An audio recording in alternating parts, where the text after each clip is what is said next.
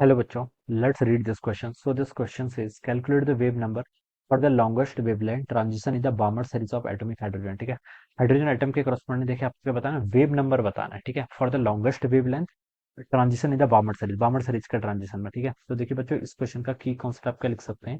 ठीक है, hydrogen atom लिख लीजिए. इस क्वेश्चन का की कॉन्सेप्ट आपने क्या लिख लिया है, हाइड्रोजन एटम के करस्पॉन्डिंग हमें क्या बताना है, लॉन्गेस्ट वेवलेंथ के करस्पॉन्डिंग वेव नंबर. ठीक है, तो hydrogen atom will be the key concept of this question. ठीक है, हाइड्रोजन एटम क्या हो जाएगा इस क्वेश्चन का की कॉन्सेप्ट.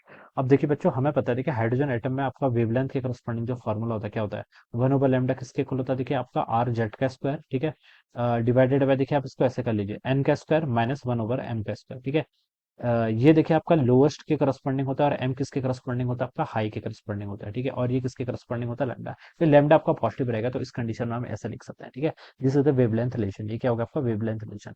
आपको वेव नंबर बताना है. वेव नंबर देखिए क्या होता है, वेव नंबर होता है आपका इनवर्स ऑफ वेवलेंथ. वेवलेंथ के इनवर्स को हम क्या बोलते हैं, आपके यहाँ से वेव नंबर बोलते हैं. तो देखिए 1/λ को आप क्या लिख सकते हैं, वी डैश लिख लीजिए, ये आपका वेव नंबर हो जाएगा. ठीक है, आर के आपका रिडबर्ग कांस्टेंट, इसकी वैल्यू थी 1.097 into 10 to the power 7 meter inverse के इक्वल. और जेड हाइड्रोजन एटम की ही बात करिए. ठीक है, तो हम जेड की वैल्यू यहाँ पर 1 पुट कर देंगे. तो आप देखिए यहाँ पर वैल्यू पुट कर लीजिए 1.097 into 10 to the power 7 meter inverse. ये तो आपका ऐसा हो जाएगा. ठीक है, एन है देखिए बामर सीरीज में बताना है, ट्रांजिशन इन द केस में बामर सीरीज के करस्पॉन्डिंग देखिए क्या होता है, एन की वैल्यू आपकी 2 हो जाएगी. ठीक है, और बोल रखा है लॉन्गेस्ट वेवलेंथ. ठीक है, वेवलेंथ देखिए कब लॉन्गेस्ट होगी, वेव देखिए energy is inversely proportional to wavelength. ठीक है, अगर आपकी वेवलेंथ लॉन्गेस्ट होनी तो आपका एनर्जी डिफरेंस क्या होना चाहिए, स्मॉलेस्ट होना चाहिए.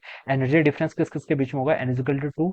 तो आपका क्या है, ये तो आपका फिक्स है. ठीक है, क्योंकि बामर सीरीज के करस्पॉन्डिंग हो रहा है. एम आपका 3 होना चाहिए. ठीक है, क्योंकि देखिए ये इसके करस्पॉन्डिंग एनर्जी होगी, यहाँ पर जो एनर्जी डिफरेंस होगा. ठीक है, अगर ये आपका एन इज इक्वल टू 2 है और ये जो आपका एन इक्वल टू 3 है. ठीक है, इसके ऊपर यहाँ पर आपका क्या होगा, एन इक्वल टू 4 होगा और ये एनर्जी डिफरेंस ऐसे ऐसे घटता जाएगा. ठीक है, तो देखिए सबसे कम एनर्जी डिफरेंस किस किस के बीच में होगा, 2 और 3. ठीक है, तो अगर आपका एन 2 है, ये तो आपका फिक्स है क्योंकि बामर सीरीज बोल रखा है. ठीक है, 11 सीरीज बोला तो एन इक्वल टू 1 ले लेते हैं. ठीक है, और हमें क्या चाहिए, एनर्जी आपको लीस्ट चाहिए, तो आपका इसके जस्ट अबव वाला लेवल, तो एम की वैल्यू कितनी हो जानी चाहिए, यहाँ से 3 हो जानी चाहिए. ठीक है, तो आप इसको पुट कर लीजिए. देखिए एन कितना आपका 1/4 माइनस ये कितना हो जाएगा आपका 1/9 के इक्वल. ठीक है, ये आप यहाँ से इतना आ जाएगा. ठीक है, तो अब बस इसको अब आप क्या कर लीजिए, सॉल्व कर लीजिए. तो ये देखिए कितना आएगा, 1.097 इंटू कितना हो जाएगा 10 to the power 7. ठीक है, 1/4, ये आपका देखिए 9/4 कितना होता है 5, और यहाँ से आपका 36 के इक्वल हो जाएगा. ठीक है, इसको आप देखिए सॉल्व करेंगे तो आपका 97 पंजे 5 सत्ते 35 5 100 9 पंजे 545 और 548 हो जाएगा, फिर 5.8485.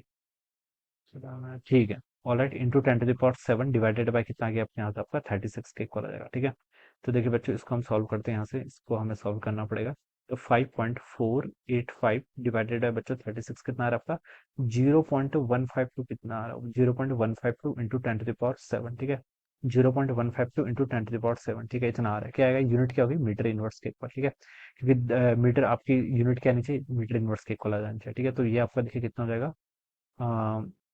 हाँ ये इसको आप ऐसे भी लिख सकते हैं 1.52 into 10 to the power 6 meter inverse. This would be the answer of this question. ये क्या हो जाएगा, इसका आंसर हो जाएगा. ठीक है, मीटर इनवर्स तो समझ में आ गया होगा ना, इसकी कोई यूनिट नहीं, इसकी कोई यूनिट नहीं, आर की यूनिट मीटर इनवर्स है, तो 1/λ यानी कि वी की यूनिट भी क्या होनी चाहिए, मीटर इनवर्स. और ऐसे बोल सकते हैं लैम्डा आपका मीटर होता है तो 1/λ है तो मीटर इनवर्स ही आ जाएगा. So this would be the answer of this question. Alright, तो इस तरीके से क्या करेंगे, हम इसे सॉल्व करेंगे. So I hope you all understood this concept. All the best and thank you so much.